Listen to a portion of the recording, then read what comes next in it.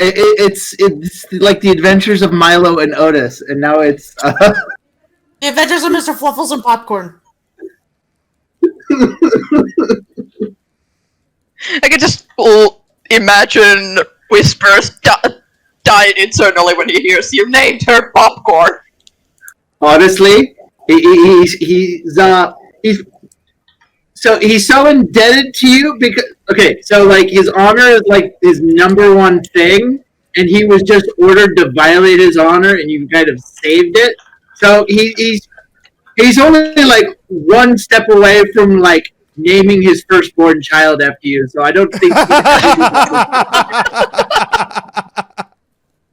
I'm just glad that Claus and Whisper finally found that one piece where they can finally be friends. They connected over something.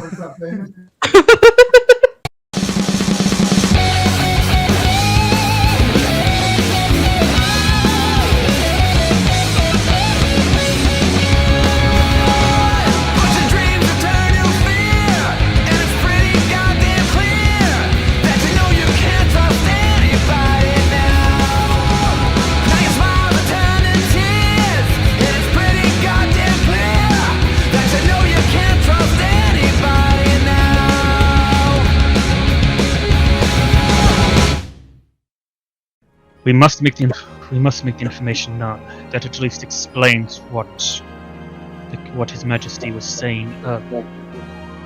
Yes. Thank you. And I didn't know whether or not you wanted to make this public or not, because some of the people here, I mean, heck, even you might be under his influence without realizing it. In fact, on that note, would you mind having a private word with my friend over here to make sure that... Yes, just to make sure you're not, just to rule you out as a potential victim of his influence. You want to check me for compulsions? Indeed. He smiles. Very well. But perhaps we should wait. No, just get us out of the way as soon as possible. He opens the door and he addresses the room. We have been compromised, it seems. According to this tiger here, it would appear that the pirate captain Mir has the ability to influence the minds of others. He looks at Khan and Horace. That would explain the apparent betrayal of your guards. Now, he looks to Whisper. Who was it you said was had the ability to free you of this compulsion? I point to, yeah.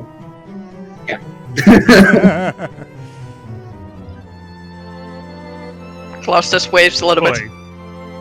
Yeah, I point to Claus. Boy. The little one over there. Boy, check me for any influences if you're able. Claus taps over, and instead of slapping him on the face, just gently taps him on the chest. Also, Whisper kind of looks around the room very carefully to see if anyone in the room reacted or left or fled at the announcement that they'd been compromised, because he's checking to see if anyone in the room was compromised. Fortunately, no. And okay, Claus, you don't find any compulsions on Merrick. Who looks over to Whisper, sees him scanning the room and says, I share the concern. If the pirate captain had infiltrated so far into our ranks that he was even in the inner circle, no one would be safe. Indeed, which is why I had you checked first. But now, since we know you're safe, your authority stands as your own, and so I can follow them without risk of failing my duties. Claus flexes his fingers a little bit. He raises his eyebrows. A red tiger willingly obeying the rules of a golden lion. But of course. I'm a man under authority, and I abide by authority. However, if your orders that you gave were not your own, then I could disobey them free of guilty conscience. Sheriff chuckles. And they say peace is impossible. Now then, were you going to say something, Dogi? Yeah, Claus just raises his hand. Just a warning, I can only do that 3 more times today. Well, that certainly makes this more terrifying. I have a limit on this. In which case... Merrick holds up his hand. In which case, I was going to ask you to do it on the 6th, but on the rest of the 6th, but I suggest you don't.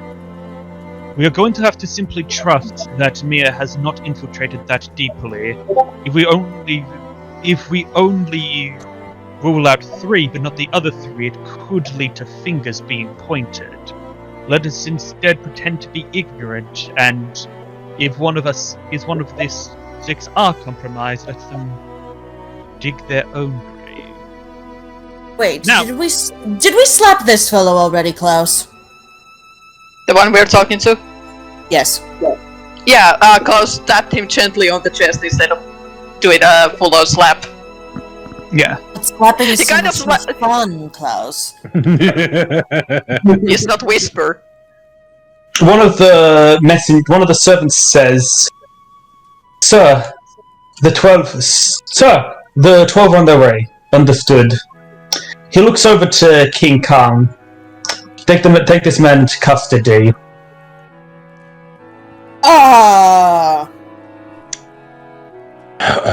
Boy. I'm sorry, what? He is an enemy king. He is an enemy king during a moment of crisis, and he is already and justified or not, he has already attacked our king. He looks over to us, Winkan. I assure you, we will treat him with respect as a prisoner of war. But procedure must be followed. Okay, Vell is gonna say in everyone's mind, should I go with him to make sure he's safe and doesn't get mind controlled? I whisper kind of sidles up to the king. Can we, make sure he's not under any compulsion also? Because, if he was, then it was not him performing the action. You may do so, but we must still follow the procedures as are outlined.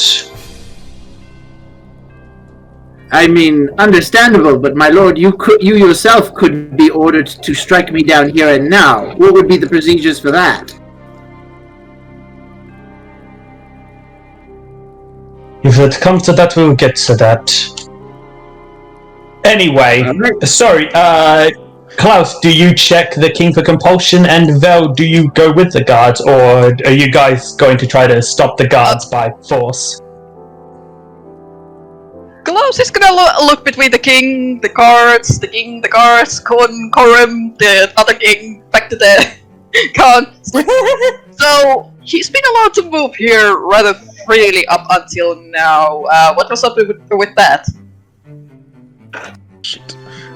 He was, even before now, his movements were still restricted, but we needed to trust him far enough for cooperation.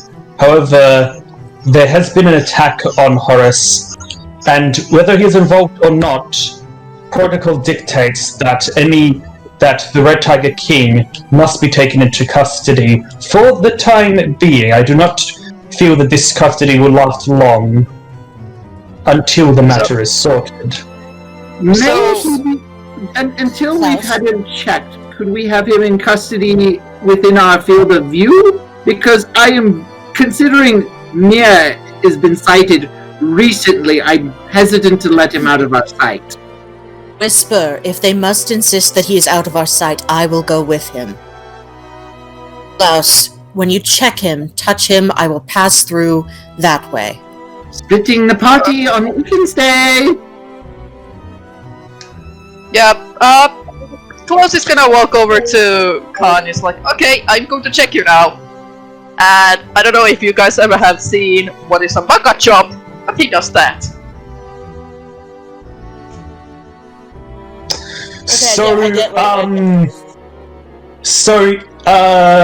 Lord America leans over to you, Korim, and whispers to you, This is your brother, yes? Yeah. I like him. As Klaus's hand, y'all have too many names, okay? As Klaus's hand hits Khan's head, will you stop? She sort of drifts into Khan without him hopefully noticing. By the way, Ari, you just had a scary little girl moment again. Will you stop? I am a female soprano. Leave me alone. Pat. Anyway, so no, yes. Baka chop. Yeah, So basically, anyway, Klaus, chop. Bonk. so in any case, Vell is now inside Khan, and no, there are no compulsions on Khan. Yay! Alright, but in answer to what Whisper said, Merrick says, I would lead him away. If any of the guards here were under the compulsion, they were... Sorry, Merrick says, unfortunately, we cannot keep him in this room, but the guards here will keep an eye on him. If they were under the compulsion, they would have reacted to it before, and besides, if Neo was able to infiltrate this far into the castle, we would have already lost. Saber has been freed. And if Saber were able to make a direct attack on the palace, we would have already lost. He was freed by our own men. I am aware. But I do not believe the men in the center of the palace are compromised. I do not believe that as of this time, Emir would have been able to get that deep into the heart of us. Controlling prison guards is something different from controlling the most trusted guard within the heart of the king. What? The guards with the kings would have been the royal guard. These were not... The guards of the king were royal guards, yes, but they were not guards that the king had brought with him. They were guards that were stationed at the prison. Yes, but the fact that they are royal guards, which means that their duties would frequently actually take them to and into the palace in order to report, means that they would already have access to the palace. No, these were not guards that had had been in the palace. These were guards that had been taking shifts at the prison all day.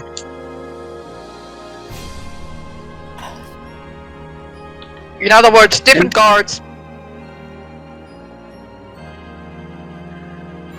Admirable sentiment, my lord. I never took you for a man of faith. It is not faith, it is simply the reality of the situation. Anyway... I'm talking with someone right now. Vell communicates to Klaus, Whisper, Kuhn, and Korim. I'll take care of him. You'd better. Be careful. I do not intend to let anything happen further to the king. Very well. Speaking of which, Klaus, does anyone else in your order have the capabilities of detecting and removing things the way that you do? I'm not sure about detection, but I am removal, yes, I would imagine so. Then I think we have our answer with regards to the council. We need There to... is a concern I have with that. Your plan is solid, but too many banishers moving. Too many shamans moving in such immediacy could raise suspicion. Can you get the message out to them and make it discreet? I can take care of that. I snap my fingers and call Sebastian over. I would rather you not. To be fair, we would really only need 2, maybe 3 at most. We could get my master. But that is... Oh, what is that? That is a good idea. And to be fair, I can only do, well, now 2 more, because I've been using a lot of healing spells and detection spells all day. A fully rested shaman should be able to do this at least 6 to 7 times. Excellent. You only need to do it 5 times. Send the message out to him. Tell him to come here post-haste and be discreet about it. And that is when the door... And that, a few minutes later, Khan is taken away. Whisper with him. And a few minutes after that, the door opens. And a familiar face to all of you steps through. Sarah Ethereum, mother to Claus and Korim. What now? Okay. The happy lady? Yes. The happy mama.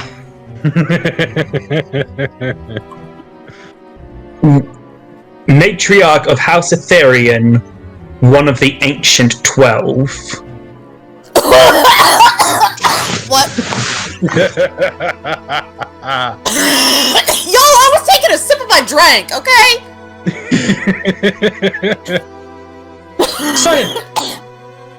Sorry I'm late. I came as fast as I could. Had to arrange for some extra heals as well. Thought if this was an emergency, the scare that I thought it might be. Lord Merrick nods. The door opens again. And this time, you see a tall, bronze-skinned half-elf enter the room. This is Sir Reuven of House Sirith. This is now Reuven. The rumors about him are interesting and not entirely flattering. You see, his family name had come under disgrace when his previous parents had found leaking secrets between both sides and profiting off of them. It is known amongst the Golden Lions now that Lord Sirith now works as an inquisitor and investigator for the city guards, as well as a follower of the Order of the Blind God, a religious order devoted to justice and honor. How much he is really following those tenets, though, and how much he is simply using it to cover his past shame, is a matter of debate amongst many, noble and commoner alike.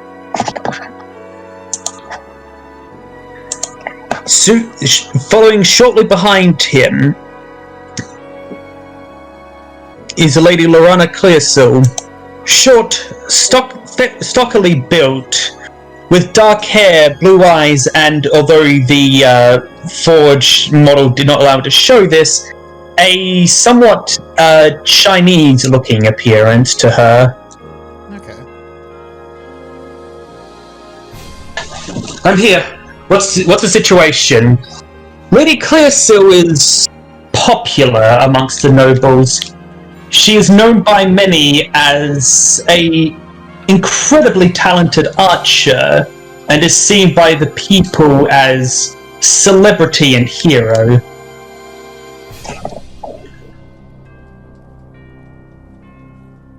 Next, entering the room, is an enormous man, heavily built, heavily armored, and towering above all of you at 6'4".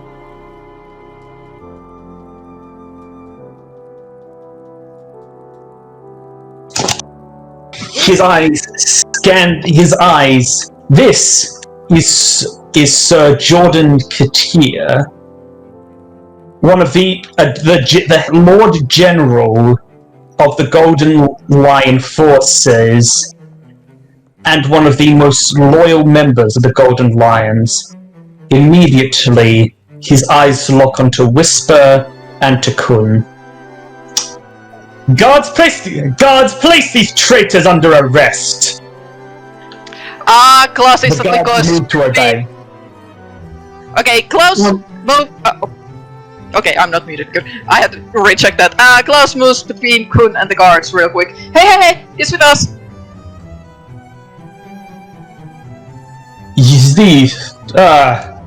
You are the ones who have been working on the task force, are you not?